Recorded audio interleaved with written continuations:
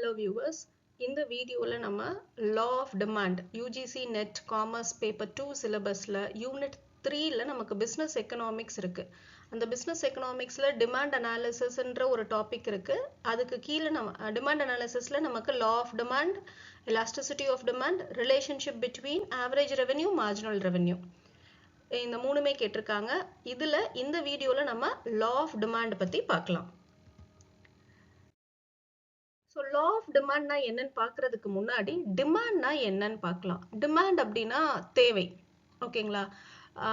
So ஒரு ப்ராடக்டோடைய demand வந்து எப்போ கிரியேட் ஆகும் அப்படின்னு பார்த்தீங்கன்னா, அந்த பொருளை வாங்கக்கூடிய ஆசை, டிசையரும் நமக்கு இருக்கணும், தென் வில்லிங்னஸ், எபிலிட்டியும் இருக்கணும். அப்போ தான் அது டிமாண்டாக மாறும். அப்படின்னா இப்போ கீழே நான் உங்களுக்கு ஒரு எக்ஸாம்பிள் கொடுத்துருக்கேன் பாருங்க. ஒரு ஸ்டூடெண்ட், அந்த ஸ்டூடெண்ட்டுக்கு வந்து லேப்டாப் வேணும், டிசையர் இருக்கு, லேப்டாப் வேணும், பட் ஆனால் அது வாங்கக்கூடிய பணம் இல்லை அப்படின்னா இங்கே டிமாண்ட் கிரியேட் ஆகலை. ஸோ டிமாண்ட் எப்போ கிரியேட் ஆகும்?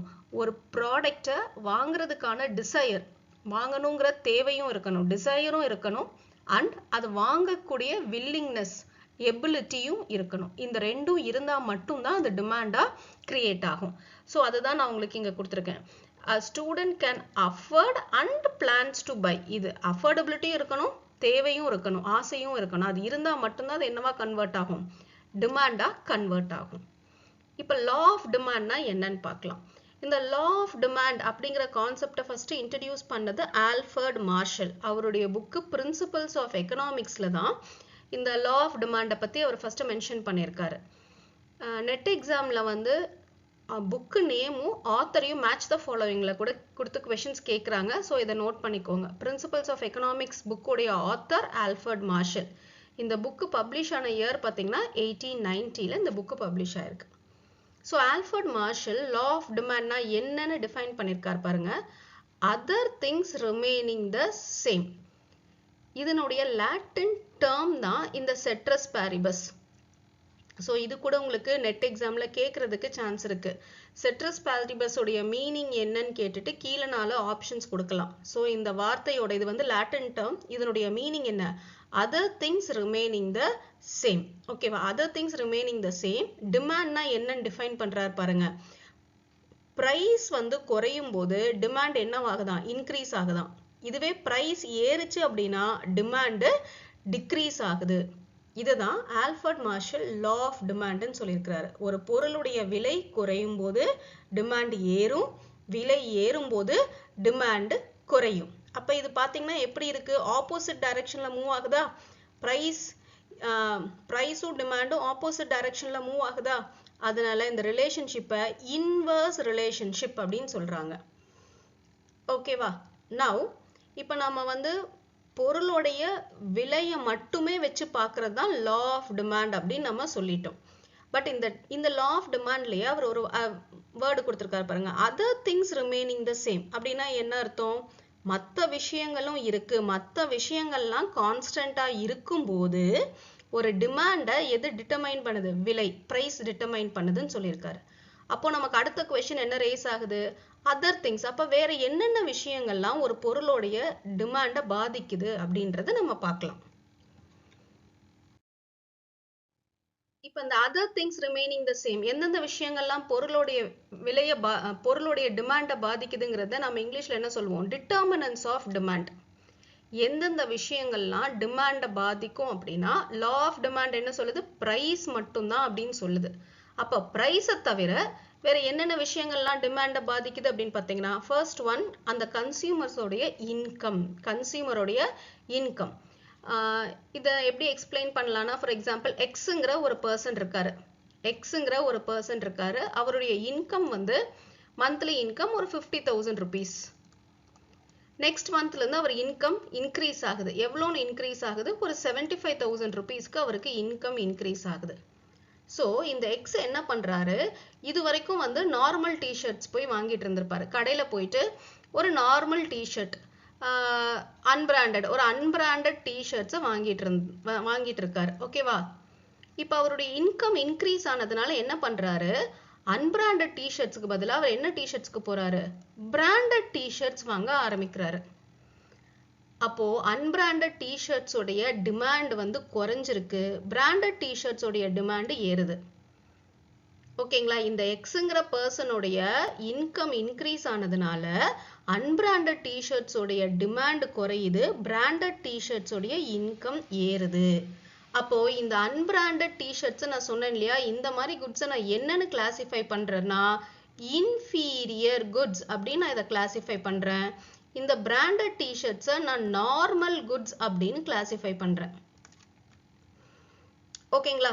ஸோ இப்போ இங்க பாருங்க, இப்போ ஒரு நார்மல் குட்ஸுக்கு வந்து ஒரு கன்சியூமருடைய இன்கம் இன்க்ரீஸ் ஆச்சு அப்படின்னா அந்த பொருளுடைய டிமாண்டு இன்க்ரீஸ் ஆகுது.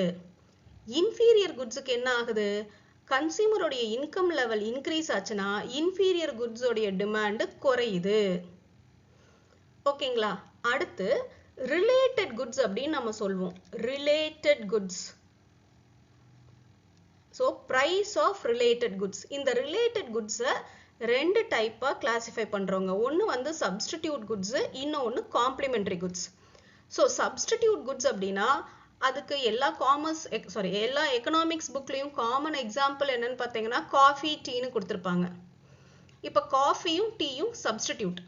சரிங்களா? காஃபி வந்து இப்போ காஃபியோட விலை ஏறிச்சு அப்படின்னா நம்ம என்ன பண்ணுவோம்? ஓகே, காஃபிக்கு பதிலாக என்ன பண்ணிடுறோம்? டீ குடிக்க ஆரம்பிச்சிடுறோம். ஸோ காஃபியோடைய ப்ரைஸ் சப்ஸ்டிடியூட் குட்ஸ், காஃபியோடைய ப்ரைஸ் ஏறுச்சு அப்படின்னா அதனுடைய சப்ஸ்டிடியூட் குட்டான டீயோடைய டிமாண்டு ஏறுது. இதே காம்ப்ளிமெண்டரி குட்ஸ் அப்படின்னா அந்த பொருள் இல்லாம அந்த இன்னொரு பொருளை யூஸ் பண்ண முடியாது. எக்ஸாம்பிள்ஸ் பார்த்தீங்கன்னா இங்க் அண்ட் பென். இங்கோட விலை ஏறுச்சு அப்படின்னா ஃபவுண்டன் பென்னுடைய விலை குறையும். Petrol and car. பெட்ரோலோட விலை ஏறும்போது பெட்ரோல் காருக்கான டிமாண்டு குறையுது. ஸோ ரிலேட்டட் குட்ஸ் அப்படின்னா அது சப்ஸ்டிடியூட்டாகவும் இருக்கலாம், காம்ப்ளிமெண்டாகவும் இருக்கலாம். சப்ஸ்டிடியூட் குட்ஸ்னா விலை ஏறுச்சுன்னா டிமாண்ட் என்னவாகும்? சப்ஸ்டிடியூட் குட்ஸோட டிமாண்டு ஏறும். காம்ப்ளிமெண்டரி குட்ஸாக இருந்தால் விலை ஏறுச்சுன்னா டிமாண்டு குறையும். ஸோ இதை நீங்கள் எக்ஸாம்பிள்ஸோட ஞாபகம் வச்சுக்கிட்டிங்கன்னா ரொம்ப ஈஸியாக இருக்கும். சப்ஸ்டிடியூட் குட்ஸுங்கிறது காஃபி, டீ. காம்ப்ளிமெண்டரி குட்ஸ் வந்து பெட்ரோல், கார், இல்லை இங்க், பென், அந்த மாதிரி ஞாபகம் வச்சுக்கோங்க. ஸோ ஆப்வியஸாக நமக்கு வந்து அதனுடைய ப்ரைஸ் அண்ட் டிமாண்ட் ஏறுறது இறங்குறது நமக்கு புரியும். அடுத்து taste and preference of consumers. கன்சியூமர்ஸோடைய டேஸ்ட் அண்ட் ப்ரிஃபரன்ஸ் மாற இப்போ ஃபேஷன் ட்ரெண்ட்ஸ் இன்க்ரீஸ் ஆக நமக்கு என்ன ஆகுது? கிளாத்திங்கோட டிமாண்ட் வந்து அதிகமாகுது. அடுத்து ஃபியூச்சர் எக்ஸ்பெக்டேஷன்ஸ். இப்போ ஒரு பொருளுடைய விலை ஃபியூச்சர்ல இன்னும் ஏறும், எக்ஸ்பெக்டட் வந்து ஏறும் அப்படின்னு நம்ம நினைச்சோம்னா அப்போ அந்த பொருளை இப்பவே வாங்கி வச்சுக்கணும்னு நம்ம நினைப்போம். ஃபியூச்சர்ல அந்த பொருளோட விலை இன்னும் ஏறும் அப்படிங்கிறது நம்மளோட எக்ஸ்பெக்டேஷனாக இருந்தால் என்ன பண்ணுவோம்? ஓகே, ஃபியூச்சர்ல விலை ஏறிடும், நம்ம இப்பவே வாங்கி வச்சுக்கலாம் அப்படின்னு சொல்லி வாங்குவோம். அப்போ ஃபியூச்சர்ல ப்ரைஸ் இன்க்ரீஸ் எக்ஸ்பெக்ட் பண்ணோம்னா இப்போ அதனுடைய டிமாண்ட் என்னவாகும்? அதிகமாக தான் இருக்கும். பெஸ்ட் எக்ஸாம்பிள் கோல்டுங்க. இப்போ ஆஃப்லைட் பார்த்தீங்கன்னா கோல்டோட விலை ஏறிக்கிட்டே இருக்கு, பட் டிமாண்டும் அதிகமாக தான் இருக்கு. ஏன்னா ஃபியூச்சர்ல இன்னும் ஏறும் அப்படிங்கிறதுல அந்த ப்ராடக்ட்டை நம்ம என்ன பண்றோம்? கோல்டை இன்னும் வாங்கி நம்ம வச்சுக்கிறோம். அடுத்து பாப்புலேஷன் அதிகமாக நம்பர் ஆஃப் கன்சியூமர்ஸ் அதிகமாகுவாங்க. அப்போ நமக்கு ஆப்வியஸா என்ன ஆகும்? டிமாண்ட் அதிகமாகும். இப்போ பொருள் வந்து நம்ம கன்சியூமர்ஸ் கிட்ட விற்கணும். அப்போ அதை வாங்கக்கூடிய கன்சியூமர்ஸோடைய எண்ணிக்கை அதிகமாகுது அப்படின்னா ஆட்டோமேட்டிக்காக என்னவாகும்? டிமாண்டும் அதிகமாகும். அடுத்து கவர்மெண்ட்டுடைய பாலிசி. ஸோ கவர்மெண்ட் பாலிசி பார்த்தீங்கன்னா ரெண்டு விதமா அதை பார்க்கலாம். டாக்ஸ் அதிகமாக பொருளுடைய விலை என்னவாகும்? பொருளுடைய விலையும் ஏறும். இப்போ கவர்மெண்ட் வந்து டாக்ஸை இன்க்ரீஸ் பண்ணிட்டாங்கன்னா அது எங்க கொண்டு வந்து போடுவாங்க? ப்ராடக்டோட ப்ரைஸ்ல தான் ஏற்றுவாங்க. அப்போ ஆட்டோமேட்டிக்காக ப்ரைஸ் இன்க்ரீஸ் ஆகுது. அப்போ டாக்ஸ் அதிகமாச்சுன்னா டிமாண்டு குறையுது. இதுவே கவர்மெண்ட் வந்து சப்சிடி கொடுக்குறாங்க அப்படின்னா என்னவாகும்? அந்த பொருளோட விலை வந்து ஏறும். ஏன்னா சப்சிடி கொடுக்கும்போது பொருளுடைய விலை குறையும். அப்போ அதனுடைய டிமாண்ட் என்னவாகுது? அதிகமாகுது. ஸோ இதெல்லாம் நான் இங்க கொடுத்துருக்கிறதுலாம் என்னன்னு பார்த்தீங்கன்னா ப்ரைஸை தவிர மற்ற எந்தெந்த விஷயங்கள் எல்லாம் டிமாண்டை அஃபெக்ட் பண்ணுது அப்படிங்கிறது தான் இங்க நான் கொடுத்துருக்கேன். Determinants of demand. அடுத்து நம்ம பார்க்கறது அசம்ஷன்ஸ். லா ஆஃப் டிமாண்ட் பார்த்தோம் இல்லைங்களா? ஸோ அந்த லா ஆஃப் டிமாண்டோடைய அசம்ஷன். இப்போ நமக்கு டிமாண்டை எதெல்லாம் பாதிக்கும்னு பார்த்துட்டோம். டிமாண்ட்ல ஆனால் லா ஆஃப் டிமாண்ட்ல என்ன சொல்றாங்க? Quantity demanded is equal to function of price. Law of டிமாண்ட்ல other things remaining the same, விலையில மாற்றம் இருந்தா டிமாண்ட் பாதிக்கும் அப்படிங்கிறது நம்மளுடைய அசம்ஷன். பிரைஸை மட்டுமே நம்ம எடுத்துக்கிறோம். அப்ப லா ஆஃப் டிமாண்டோடைய அசம்ஷன்ஸ் இப்போ என்னன்னு பாருங்க. இன்கம் கான்ஸ்டன்டா இருக்கு. அடுத்து related goods, substitute goods, complement goods உடைய பிரைஸும் கான்ஸ்டன்டா இருக்கு. டேஸ்ட் அண்ட் ப்ரிஃபரன்சஸ் சேஞ்ச் ஆகல. ஃபியூச்சர் பிரைஸை பத்தின எந்த எக்ஸ்பெக்டேஷன்ஸும் இல்லை. பாப்புலேஷனும் கான்ஸ்டன்டா இருக்கு. அப்ப நம்ம டிட்டர்மினன்ஸ் ஆஃப் டிமாண்ட் பார்த்தோம் இல்லையா, அந்த டிட்டர்மினன்ஸ் ஆஃப் டிமாண்ட்ல எந்த மாற்றமும் இல்லை அப்படிங்கிறது தான் நம்ம லா ஆஃப் டிமாண்டோடைய assumption. So law of demand வச்சு நம்ம ஒரு டிமாண்ட் ஃபங்க்ஷன் போடணும்னா இதுதான் demand function. Quantity demanded is equal to function of price. ப்ரைஸை மட்டுமே சார்ந்து தான் டிமாண்ட் வந்து இன்க்ரீஸ் ஆகும் டிக்ரீஸ் ஆகுங்கிறத நம்ம டிசைட் பண்ண போறோம். ஓகே, அடுத்து நம்ம பார்க்குறது டிமாண்ட் ஸ்கெட்யூல். டிமாண்ட் ஸ்கெட்யூல் அப்படிங்கிறது ஒன்றும் இல்லைங்க, நம்ம டேபிள் தான். அந்த டேபிளில் நம்ம ப்ரைஸையும் குவான்டிட்டி டிமாண்டடையும் மார்க் பண்ணோம் அப்படின்னா அதுதான் டிமாண்ட் ஸ்கெட்யூல். ஸோ இந்த டிமாண்ட் ஸ்கெட்யூலில் பாருங்கள், ப்ராடக்டோடைய ப்ரைஸு இறங்க இறங்க, ப்ரைஸு குறைய குறைய குவான்டிட்டி டிமாண்டட் என்னவா இருக்குது பாருங்கள், அதிகமாக இருக்குது. ஸோ ப்ரைஸ் டிக்ரீஸ் ஆக குவான்டிட்டி டிமாண்டட் என்னவாகுது, இன்க்ரீஸ் ஆகுது. ஓகேவா? அடுத்து நம்ம பார்க்குறது டிமாண்ட் கர்வ். டிமாண்ட் ஸ்கெட்யூலுங்கிறது நம்ம ஒரு டேப்லர் காலம்ல போடுறது டிமாண்ட் ஸ்கெட்யூல். டிமாண்ட் கர்வ்ங்கிறது அதுவே ஒரு பிக்டோரியல் ஃபார்ம்ல கொண்டு வந்தோம் அப்படின்னா, ஒரு கிராஃப்ல போட்டோம் அப்படின்னா அதுதான் டிமாண்ட் கர்வ். ஸோ ஒரு டிமாண்ட் கர்வ் மார்க் பண்ணும்போது எக்ஸ் ஆக்சிஸ்ல குவான்டிட்டி டிமாண்டட் கொடுத்துருப்போம், ஒய் ஆக்சிஸ்ல ப்ரைஸு. ஸோ இது வந்து ஒய் ஆக்சிஸ், இது வந்து எக்ஸ் ஆக்சிஸ். ஸோ எக்ஸ் ஆக்சிஸ்ல வந்து குவான்டிட்டி டிமாண்டட், ஒய் ஆக்சிஸ்ல ப்ரைஸு. அண்ட் இந்த டிமாண்ட் கர்வ் பார்த்தீங்க அப்படின்னா அது டவுன்வர்ட் ஸ்லோப்பிங் கர்வாக தான் இருக்கும். ஓகேவா? ஏன் அது டவுன்வர்ட் ஸ்லோப்பிங் கர்வ்? இப்போ யூஜிசி நெட் எக்ஸாமில் இதில் உங்களுக்கு 2 கொஷின் கேட்கறதுக்கு சான்சஸ் இருக்குது. Shape of the demand curve என்னன்னு கேட்கலாம். அப்போ shape of the demand curve கேட்டால் என்ன சொல்லணும், டவுன்வர்ட் ஸ்லோப்பிங் கர்வ் அப்படின்னு சொல்லணும். அடுத்து என்ன கேட்பாங்கன்னா, என்ன கேட்கலாம் அப்படின்னா, ரீசன்ஸ் எதனால இந்த டிமாண்ட் கர்வ் வந்து டவுன்வர்ட் ஸ்லோப்பிங் கர்வா இருக்கு அப்படிங்கிறதுக்கு ரீசன்ஸ் கேட்கலாம். ஸோ ரீசன் பார்த்தீங்கன்னா 3 ரீசன். ஒன்று வந்து law of diminishing marginal utility. Law of diminishing marginal utility அப்படின்னா, டிமினிஷிங்னா என்ன, குறையுதுன்னு அர்த்தம். இப்போ எக்ஸாம்பிள் எடுத்துக்கோங்க, ஒரு பர்சன் வந்து ரொம்ப பசியா இருக்கிறாரு, ஹீஸ் வெரி ஹங்க்ரி. இப்போ நம்ம அவருக்கு என்ன கொடுக்குறோம்னா ஒரு ஆப்பிள் கொடுக்குறோம். ஸோ ஃபர்ஸ்ட் ஆப்பிள், இந்த ஃபர்ஸ்ட் ஆப்பிள் சாப்பிடும்போது அவருக்கு பயங்கர சாட்டிஸ்ஃபேக்ஷன் இருக்கும். அடுத்து செகண்ட் ஆப்பிள் கொடுக்குறோம், he will eat, அந்த 2வது ஆப்பிளும் அவரால் சாப்பிட முடியும். அடுத்து 3வது ஆப்பிள் கொடுக்குறோம், இந்த 3வது ஆப்பிளையும் சாப்பிடுவார். அடுத்து நம்ம 4வது ஆப்பிள் கொடுக்குறோம். ஒரு ஸ்டேஜ் வரும்போது இந்த மாதிரி நம்ம யூனிட்டை ஆட் பண்ணிக்கிட்டே இருக்கும்போது ஃபர்ஸ்ட் ஆப்பிள் சாப்பிடும்போது இருந்த சாட்டிஸ்ஃபேக்ஷன் செகண்ட் ஆப்பிளில் இருக்காது. அடுத்து தேர்ட் ஆப்பிள் சாப்பிடும்போது இன்னும் குறையும். ஒரு பாயிண்ட் ஆஃப் டைம்ல சாப்பிடவே முடியாது. ஸோ யூனிட்ஸ் ஆட் ஆக இந்த ஒவ்வொரு யூனிட்டுக்கும் நமக்கு கிடைக்கிற சாட்டிஸ்ஃபேக்ஷன் யூட்டிலிட்டி என்னவாகுது, டிக்ரீஸ் ஆகிட்டே வருது. ஓகேங்களா? ஸோ இந்த law of diminishing marginal utility என்ன சொல்லுதுன்னா, ஒரு பொருளை நான் யூஸ் பண்ண அதுலேருந்து கிடைக்கிற யூட்டிலிட்டி எனக்கு குறையுது. அப்போ எனக்கு அது குறைஞ்ச விலையில கிடைக்கும். விலை குறைஞ்சது அப்படின்னா நான் நிறைய வாங்குவேன்.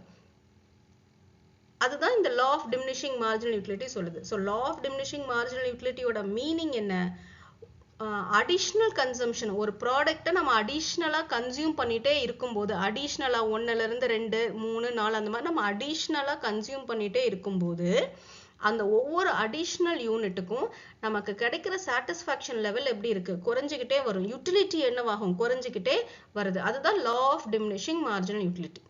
ஓகேங்களா? அடுத்து சப்ஸ்டிடியூஷன் எஃபெக்ட். சப்ஸ்டிடியூஷன் எஃபெக்ட் அப்படிங்கிறது என்ன, ஒரு ப்ரைஸ் வந்து அதிகமாக இருக்கிற ஒரு ப்ராடக்ட் இருக்குது அப்படின்னா நம்ம அதை என்ன பண்ணுவோம், சப்ஸ்டிடியூட் பண்ண நினைப்போம். மார்க்கெட்டில் வேற ஏதாவது ப்ராடக்ட் விலை கம்மியில இருந்தால் அதுக்கு போக ஆரம்பிப்போம். அதனால தான் ஒரு பொருளோட ப்ரைஸ் ஏறும்போது அதனுடைய டிமாண்டு குறையுது. பிகாஸ் கன்சியூமர்ஸ் என்ன பண்ண ட்ரை பண்ணுவாங்க, சப்ஸ்டிடியூட் பண்ண ட்ரை பண்ணுவாங்க. மார்க்கெட்டில் அந்த ப்ராடக்ட் வேற மேனுஃபேக்சர் கிட்ட இருந்து கம்மி ப்ரைஸில் கிடைக்குதா அப்படின்னு பார்ப்பாங்க. ஸோ இந்த சப்ஸ்டிடியூஷன் எஃபெக்ட்னால பொருளோட ப்ரைஸ் ஏறும்போது அதனுடைய டிமாண்டு குறையுது. அதனால டிமாண்ட் கர்வ் என்னவாகுது? டவுன்வர்ட் ஸ்லோப்பிங் கர்வ் ஆகுது. அடுத்து இன்கம் எஃபெக்ட். இன்கம் எஃபெக்ட் அப்படிங்கிறது கன்சியூமர்ஸ் கிட்ட இப்போ இன்கம், நான் ப்ரீவியஸாக ஒரு எக்ஸாம்பிள் சொன்னேன். கன்சியூமரோட இன்கம், எக்ஸோட இன்கம் வந்து 50,000 ரூபாய், இன்க்ரிமெண்ட்லாம் இல்லை, 50,000 ரூபாய் அவருடைய இன்கம். இப்போ ஒரு ப்ராடக்டோட ப்ரைஸ் ஏறும்போது அவருடைய பர்ச்சேசிங் பவர் குறையுது. ஏன்னா இன்கம் 50,000 ரூபாய் ஸ்டாண்டர்ட் தான். இப்போ ஒரு ப்ராடக்டோட விலை ஏறும்போது என்னவாகுது? அவர் கையில் இருக்கிற டிஸ்போசபிள் இன்கம், அவருடைய செலவு பண்ற கெப்பாசிட்டி, அந்த பர்ச்சேசிங் பவர் வந்து அவருக்கு குறையுது. அப்போ ஒரு பொருளோட விலை ஏறுச்சுன்னா ஆட்டோமேட்டிக்கா கன்சியூமர்ஸ் என்ன பண்ணுவாங்க? இன்கம் 50,000 ரூபாய் தான், அதுக்குள்ளதான் செலவு பண்ணி ஆகணும். இப்போ நம்ம விலை ஏத்திட்டோம் அப்படின்னா என்ன பண்ணணும்? அவங்க கன்சம்ஷனை தான் குறைச்சிக்கணும். ஸோ விலை ஏறுச்சு அப்படின்னா டிமாண்ட் குறையுது. ஸோ இதெல்லாம் தான் reasons for downward sloping curve. ஏன் வந்து டிமாண்ட் கர்வ் டவுன்வர்டா இருக்குங்கிறதுக்கான ரீசன். அடுத்து நம்ம பார்க்கறது exceptions to law of demand. Law of demand என்ன சொல்லுது? ஒரு ப்ராடக்டோடைய ப்ரைஸ் ஏறும்போது அதனுடைய டிமாண்ட் குறையும் அப்படின்னு சொல்லுது. ஆனா சில டைப்ஸ் ஆஃப் குட்ஸுக்கு அதனுடைய ப்ரைஸ் ஏறும்போது டிமாண்டும் ஏறும். அப்ப இந்த குட்ஸ் நம்ம என்னன்னு சொல்றோம்? எக்ஸெப்ஷன்ஸ், லா ஆஃப் டிமாண்ட் ரூலை ஃபாலோ பண்ணாத குட்ஸ் அப்படின்னு நம்ம சொல்றோம். ஸோ அதெல்லாம் என்னன்னு பார்த்தீங்கன்னா, ஃபர்ஸ்ட் ஒன் கிஃபன் குட்ஸ். இந்த கிஃபன் குட்ஸை ஃபர்ஸ்ட் ப்ரொபோன் பண்ணது சர் ராபர்ட் கிஃபன். அவர் ஒரு ஸ்காட்டிஷ் எக்கனாமிஸ்ட். அவர் தான் ஃபர்ஸ்ட் இந்த இன்ஃபீரியர் குட்ஸ் அப்படின்னு சில குட்ஸை கிளாசிஃபை பண்றாரு. இப்போ நம்ம ஆல்ரெடி ஒரு இன்ஃபீரியர் குட்ஸ் பார்த்துருக்கோம். இன்கம் ஆஃப் த கன்சியூமர்ல, டிட்டர்மினன்ஸ் ஆஃப் டிமாண்ட்ல இன்கம் ஆஃப் த கன்சியூமர்ல ஒரு இன்ஃபீரியர் குட் நார்மல் குட்னு பார்த்தோம். அங்க இருக்கிற இன்ஃபீரியர் குட்ஸ் என்ன அப்படின்னா, நான் அப்பவே உங்களுக்கு ஒரு எக்ஸாம்பிள் சொல்லியிருந்தேன். ஒரு அன்பிராண்டட் டிஷர்ட்ஸ் யூஸ் பண்ணிட்டு இருக்காங்க, அவங்க இன்கம் இன்க்ரீஸ் ஆனதும் பிராண்டட் டிஷர்ட் போறாங்க. இல்ல ஒரு பர்சன் வந்து பஸ்ல போயிட்டு இருக்காங்க, அவங்க இன்கம் இன்க்ரீஸ் ஆனதும் அவங்க ஒரு 2 வீலர் வாங்குறாங்க, இல்ல ஒரு கார் வாங்குறாங்க அப்படின்னா, பஸ்ல போயிட்டு இருந்தது இன்ஃபீரியர், 2 வீலரோ காரோ அது ஸ்விட்ச் ஆகும்போது அது நார்மல் குட்ஸ் அப்படின்னு சொல்றோம். பட் இங்க கிஃபன் குட்ஸுக்கு என்னன்னா சப்ஸ்டிடியூட்ஸே கிடையாது. அந்த குட்ஸுக்கு வந்து சப்ஸ்டிடியூட் கிடையாது. அதுவும் இல்லாம இப்போ ஒரு கன்சியூமர் அவருடைய மேஜர் இன்கம், அவங்க இன்கமோடைய மெஜாரிட்டி போர்ஷனை இந்த குட்ஸுக்காக மட்டுமே செலவு செய்வாங்க. அது அவங்களுடைய ஸ்டேப்பிளா இருக்கும். ஸ்டேப்பிள் ஃபுட், இப்போ நம்ம சவுத் இந்தியாவில் பார்த்தீங்கன்னா நமக்கு ஸ்டேப்பிள் ஃபுட் என்னது? ரைஸ். நமக்கு ரைஸ் தான் ஸ்டேப்பிள் ஃபுட். இப்போ இந்த ரைஸோட விலை ஏறுது அப்படின்னா, ரைஸ் தான் நமக்கு ஸ்டேப்பிள் ஃபுட். இந்த ரைஸோட விலை ஏறுதுன்னா லோ இன்கம் குரூப்ல இருக்கிறவங்க ரைஸை கன்சியூம் பண்ணி தான் ஆகணும். ரைஸோட விலை ஏறுது, அப்போ அவங்க வேற ஏதாவது ஒரு கன்சம்ஷனை குறைச்சிட்டு ரைஸை இன்னும் இன்க்ரீஸ் பண்ணுவாங்க. ரைஸோட டிமாண்ட் ஏறும். ஃபார் எக்ஸாம்பிள், ரைஸோட விலை ஏறுது அப்படின்னா அவங்க எப்பவாவது யூஸ் பண்ற மீட்டோட கன்சம்ஷனை குறைச்சிருவாங்க. குறைச்சிட்டு அந்த இடத்துலயும் என்ன பண்ணுவாங்க? ரைஸ் தான் கன்சியூம் பண்ணணும். ஸோ ரைஸுங்கிறது நமக்கு ஸ்டேப்பிள் ஃபுட். ஓகேங்களா? ஸோ இன்ஃபீரியர் குட்ஸ்ன்னு நம்ம கிஃபன் சொல்றது என்ன மாதிரி குட்ஸ்? அதுக்கு க்ளோஸ் சப்ஸ்டிடியூட்ஸ் கிடையாது. அதுவும் இல்லாமல் ஒரு கன்சியூமர் அவங்களுடைய மேஜர் போர்ஷன், அவங்களுடைய இன்கம்ல ஒரு மேஜர் போர்ஷனை இந்த குட்ஸுக்காக தான் செலவு பண்ணுவாங்க. அது எசென்ஷியல் குட்ஸா இருக்கும். Essential / inferior goods. ஓகேவா? ஸோ அதனுடைய ப்ரைஸ் ஏறும்போது அதனுடைய டிமாண்டும் ஏறும். அப்போ இதனுடைய டிமாண்ட் கர்வ் எப்படி இருக்கும்? அப்வர்ட் ஸ்லோப்பிங் கர்வா இருக்கும். ஓகேவா? நம்மளுடைய டிமாண்ட் கர்வ் எப்படி இருக்கணும்? டவுன்வர்ட் ஸ்லோப்பிங் கர்வா இருக்கும். பட் ஆனால் கிஃபன் குட்ஸோடைய ஸ்லோப்பிங் கர்வ் எப்படி இருக்கும்? அப்வர்ட் ஸ்லோப்பிங் கர்வா இருக்கும். அடுத்த exception to law of demand என்னன்னு பார்த்தீங்கன்னா வெப்லன் குட்ஸ். இந்த குட்ஸை ப்ரப்போன் பண்ணது த்ராஸ்டன் வெப்லன். இவர் ஒரு அமெரிக்கன் எக்கனாமிஸ்ட். இவர் என்னன்னு சொல்றாருன்னா கான்ஸ்பீஷியஸ் கன்சம்ஷன் அப்படிங்கிற ஒரு வார்த்தையை கொண்டு வராரு. கான்ஸ்பீஷியஸ் கன்சம்ஷன் அப்படிங்கிறது என்ன அப்படின்னா, ஸ்டேட்டஸ் குட்ஸ். ஒரு பொருளை நம்ம எதுக்காக வாங்குறோம்? ஸ்டேட்டஸ்க்காக வாங்குறோம். அப்ப இது என்ன குட்ஸ் அப்படின்னா luxury goods. Status goods. Veblen goods என்ன goods? Luxury goods. Giffen goods inferior goods. Veblen goods luxury goods. அப்ப இந்த குட்ஸோடைய பிரைஸ் அதிகமா இருந்தாதான் அதனுடைய டிமாண்ட் அதிகமாகும். ஸ்டேட்டஸ்க்காக நம்ம இந்த குட்ஸை வாங்குறோம். For example diamond. டைமண்ட் வந்து ரொம்ப சீப்பா எல்லாராலையும் அஃபோர்ட் பண்ண முடியும் அப்படின்னா அதுக்கு இவ்வளோ டிமாண்ட் இருக்காது. ஸோ அந்த பொருளுடைய டிமாண்ட் ஏன் அதிகமாக இருக்கு? அதனுடைய விலை அதிகமாக இருக்கிறதால தான் அந்த டிமாண்ட் இருக்கு. ஓகேங்களா? ஸோ ரெண்டாவது வந்து Veblen goods. Third one speculative goods. Speculative goods அப்படிங்கிறது ஃபியூச்சர்ல அதனுடைய ப்ரைஸ் ரைஸ் ஆகுங்கிற எக்ஸ்பெக்டேஷன்ஸ் இருந்ததுன்னா அதனுடைய விலை ஏறினாலும் அதுக்கு டிமாண்ட் அதிகமாக இருக்கும். ஸோ நான் ஆல்ரெடி இதை டிட்டர்மினன்ஸ் ஆஃப் டிமாண்ட்லாம் உங்களுக்கு எக்ஸ்பிளைன் பண்ணியிருக்கேன். இதுக்கு பெஸ்ட் எக்ஸாம்பிள் இப்போ ரீசன்ட் டைம்ஸில் பார்த்தீங்கன்னா கோல்டுடைய விலை ஏறிக்கிட்டே இருந்தாலும் அதனுடைய டிமாண்ட் என்னவாகுது? அதிகமாக தான் இருக்குது. பிகாஸ் கன்சியூமர்ஸ் என்ன எக்ஸ்பெக்ட் பண்ணுறோம்? ஃபியூச்சரில் இன்னும் விலை ஏறும் அப்படிங்கிற எக்ஸ்பெக்டேஷன்ஸில் அந்த பொருளை இன்னும் நம்ம அதிகமாக டிமாண்ட் பண்ணுறோம். அப்போ ஸ்பெகுலேட்டிவ் குட்ஸாக இருந்தால் அந்த குட்ஸ் வந்து விலை ஏறும்போது டிமாண்டும் ஏறும்.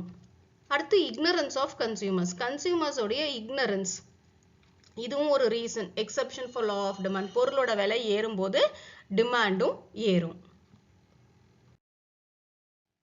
அடுத்து நம்ம பார்க்குற கான்செப்ட் வந்து movement and shift in demand curve.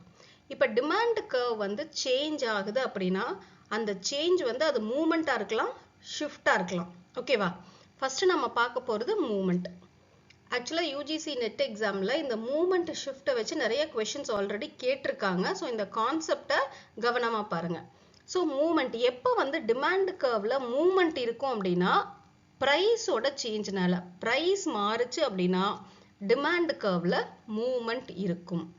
அந்த ப்ரைஸ் மாறும்போது டிமாண்ட் கர்வோடைய மூவ்மெண்ட்டை நம்ம ரெண்டு விதமாக பார்க்கலாம். ஒன்று எக்ஸ்டென்ஷன் இந்த டிமாண்ட் கர்வ், இன்னொன்று கான்ட்ராக்ஷன் இந்த டிமாண்ட் கர்வ். இப்போ ஃபர்ஸ்ட் எக்ஸ்டென்ஷன். எக்ஸ்டென்ஷன்ங்கிற வார்த்தையோட அர்த்தம் என்ன? எக்ஸ்பேண்ட், அதிகமாகுதுங்கிறது அர்த்தம். அப்போ டிமாண்ட் வந்து அதிகமாகுது. நம்ம லா ஆஃப் டிமாண்ட் என்ன சொல்லுது? ப்ரைஸ் குறைஞ்சாதான் டிமாண்ட் அதிகமாகும் இல்லையா? ஸோ எக்ஸ்டென்ஷன் அப்போ என்ன நடக்குது? டிமாண்ட் அதிகமாகுது. அப்போ டிமாண்ட் அதிகமாகும் போது ப்ரைஸ் என்னவாகுது? குறையுது. இப்போ இந்த கர்வ்ல பாருங்க, ப்ரைஸ் வந்து ஒரிஜினல் ப்ரைஸ் வந்து 10 ரூபாய், 10 rupees-ஆ இருக்கும்போது குவான்டிட்டி டிமாண்டட், இங்கே பாருங்க டிமாண்ட் கர்வ் பிங்கிற பாயிண்ட்ல இன்டர்செக்ட் ஆகுது. குவான்டிட்டி டிமாண்டட் எவ்வளோ இருக்கு? 8 rupees. விலை 10 ரூபாயா இருக்கும்போது 8 யூனிட்ஸ் நம்ம செல் பண்ணுறோம். இப்போ 10 ரூபாயில இருந்து விலை குறையுது, 5 rupees-க்கு நம்ம ப்ராடக்டை இப்போ செல் பண்ணுறோம்.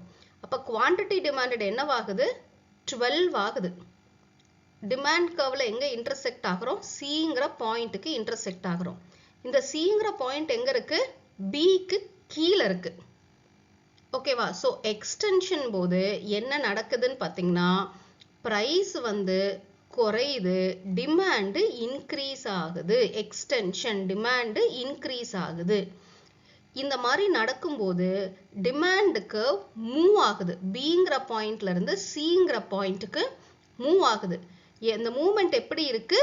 Downward movement. அந்த மூவ்மெண்ட் வந்து டவுன்வர்ட் மூவ்மெண்டா இருக்கு. இதுதான் எக்ஸ்டென்ஷன் ஆஃப் டிமாண்ட் கர்வ். இப்போ அடுத்து கான்ட்ராக்ஷன் பாருங்க. கான்ட்ராக்ஷன்னா என்ன அர்த்தம்? ஷ்ரிங்க் ஆகுது, குறையுது. கான்ட்ராக்ஷன்னா குறையுது. அப்போ டிமாண்ட் வந்து கம்மி ஆகுது. நம்ம லா ஆஃப் டிமாண்ட் என்ன சொல்லுது? ப்ரைஸ் இன்க்ரீஸ் ஆகும்போது தான் டிமாண்டு குறையும் அப்படின்னு சொல்லுது. இப்போ இங்க இந்த கர்வ்ல பாருங்க, 10 rupees ஒரிஜினல் ப்ரைஸ், இந்த ப்ரைஸ்ல இருந்து எவ்வளோ இன்க்ரீஸ் ஆகுது? 15 ரூபான்னு பொருளோட விலை ஏறுது. அப்போ குவான்டிட்டி டிமாண்டட் என்ன ஆகுது? 4 யூனிட்ஸ் ஆகுது. 10 ரூபாயிலிருந்து 15 ரூபாய்க்கு ப்ரைஸ் ஏறும்போது குவான்டிட்டி டிமாண்டட் 4 rupees ஆகுது. ஸோ டிமாண்ட் கர்வ் எப்படி மூவ் ஆகுது பாருங்க, ஏங்கிற பாயிண்ட்ல இன்டர்செக்ட் ஆகுது. 15 ரூபாய் இருக்கும்போது 4 யூனிட்ஸ் தான் டிமாண்ட் பண்றாங்க. அப்ப ஏங்கிற ஒரு நியூ பாயிண்ட் அச்சீவ் பண்றோம். ஒரிஜினல் பாயிண்ட் எது? பி. அப்ப பில இருந்து ஏ எப்படி இருக்கு பாருங்க, மேல இருக்கு. பில இருந்து ஏ மேல இருக்கு. அப்ப கான்ட்ராக்ஷன் நடக்கும்போது டிமாண்ட் கர்வ் எப்படி மூவ் ஆகுது? அப்வர்ட், மேல மூவ் ஆகுது. ஸோ இதை தாங்க கொஷின்ஸ்ல கேட்பாங்க. டிமாண்ட் கர்வ் ஒரு எக்ஸ்டென்ஷன் நடக்கும்போது டிமாண்ட் கர்வ் ஃபார்வர்டில் மூவ் ஆகுமா இல்லை பேக்வேர்டில் மூவ் ஆகுமா, இல்லை எக்ஸ்டென்ஷனுங்கும் போது ப்ரைஸ் ஏறுமா இறங்குமா, இந்த மாதிரி கொஷின்ஸ் தான் கேட்பாங்க. அப்போ நீங்கள் ஞாபகம் வச்சுக்க வேண்டியது இதோ இங்கே இருக்கிறத பார்த்துக்கோங்க. எக்ஸ்டென்ஷனுங்கும் போது டிமாண்டு இன்க்ரீஸ் ஆகுது, கான்ட்ராக்ஷனுங்கும் போது டிமாண்டு டிக்ரீஸ் ஆகுது. எக்ஸ்டென்ஷனுங்கும் போது ஒரிஜினல் கர்வ்ல இருந்து டிமாண்ட் என்னவாகுது, டவுன்வர்டா மூவ் ஆகுது. கான்ட்ராக்ஷன் நடக்கும்போது டிமாண்ட் கர்வ் அப்வர்ட்ல மூவ் ஆகுது. இதுதான் movement along the demand curve. அடுத்து ஷிஃப்ட் இன் டிமாண்ட் கர்வ். இந்த டிமாண்ட் கர்வ்ல ஷிஃப்ட் எப்ப நடக்கும்? மூவ்மெண்ட்ங்கிறது கர்வ் மாறவே மாறாது. டிமாண்ட் கர்வ் சேஞ்ச் ஆகல. இங்க பாருங்க, இங்க ஒரே ஒரு டிமாண்ட் கர்வ் தான் இருக்கு.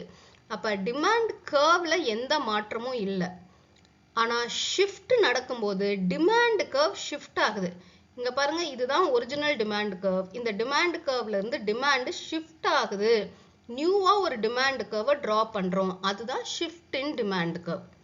இந்த ஷிஃப்ட் எப்ப நடக்கும்னா, பிரைஸை தவிர மற்ற ஃபேக்டர்ஸ்னால குவான்டிட்டி டிமாண்டட் மாறுதுன்னா அப்ப அங்க ஷிஃப்ட் நடக்கும். பிரைஸ் சேஞ்ச் ஆகல. இங்க இந்த கிராஃப்ல பாருங்க, பிரைஸ் வந்து கான்ஸ்டன்டா இருக்கு. அப்ப பிரைஸை தவிர மற்ற ஃபேக்டர்ஸால டிமாண்ட் கர்வ் மாறுது, மூவ் ஆகுது அப்படின்னா அதுக்கு பேரு ஷிஃப்ட். இந்த ஷிஃப்ட்டை நம்ம ரெண்டு விதமா பார்க்கலாம். ஒன்னு இன்க்ரீஸ் இன் டிமாண்ட், இன்னொன்னு டிக்ரீஸ் இன் டிமாண்ட். அதாவது Qங்கிற ஒரிஜினல் குவான்டிட்டியில இருந்து டிமாண்ட் என்னவாகுது, Q1க்கு இன்க்ரீஸ் ஆகுது. இது இன்க்ரீஸ் இன் டிமாண்ட்னு சொல்லுவோம். இன்கேஸ் Qல இருந்து டிமாண்ட் கர்வ் கீழே போகுது அப்படின்னா குறையுது, Q2க்கு வந்துடுறோம். அப்ப இங்க என்ன ஆகுது, டிமாண்ட் குறையுது. ஸோ எதனால டிமாண்ட் இன்க்ரீஸ் ஆகுது, டிமாண்ட் குறையுதுன்னு பார்க்கலாம். ஸோ டிமாண்ட் ரைசஸ், இன்க்ரீஸ் எப்போ நடக்கும்னா demand rises due to income, population. நம்ம ஆல்ரெடி டிட்டர்மினன்ஸ் ஆஃப் டிமாண்ட்ல பார்த்தோம். இன்கம் அதிகமாகுது அப்படிங்கும்போது ஆட்டோமேட்டிக்கா என்ன, பிரைஸ் ஸ்டேபிளா இருந்தாலும் குவான்டிட்டி டிமாண்டட் அதிகமாகும் அப்படிங்கிறது பார்த்தோம். பாப்புலேஷன் அதிகமாகும் போது குவான்டிட்டி டிமாண்டட் அதிகமாகும்னு பார்த்தோம். அப்போ பிரைஸை தவிர இந்த ஃபேக்டர்ஸ்னால டிமாண்ட் கர்வ்ல குவான்டிட்டி டிமாண்டட் அதிகமாகுது அப்படின்னா அங்க இன்க்ரீஸ் இன் டிமாண்ட் நடக்குது. இன்க்ரீஸ் இன் டிமாண்ட் நடக்கும்போது டிமாண்ட் கர்வ் எப்படி ஷிஃப்ட் ஆகும், ரைட்டுக்கு மூவ் ஆகும். ஒரிஜினல் டிமாண்ட் கர்வ்ல இருந்து ரைட் சைடு நம்ம ஒரு நியூ கர்வை டிரா பண்ற மாதிரி இருக்கும். ஓகேங்களா? ஸோ மூவ்மெண்ட் எப்படி இருக்கு, டுவர்ட்ஸ் த ரைட். ஒரிஜினல் கர்வ்ல இருந்து ரைட் சைடு போகுது. அடுத்து டிக்ரீஸ் இன் டிமாண்ட்.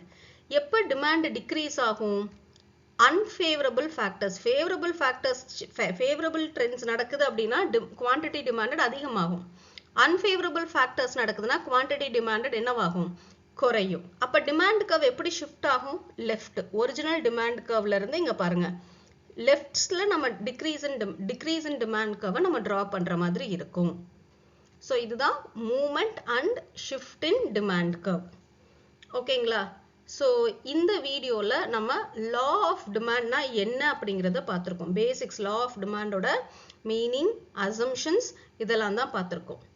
அடுத்த வீடியோல நம்ம எலாஸ்டிசிட்டி ஆஃப் டிமாண்டும் relationship between average revenue and marginal revenue, இதை நான் 2 வீடியோவா உங்களுக்கு இனி போடுவேன். ஸோ அதையும் பாருங்க.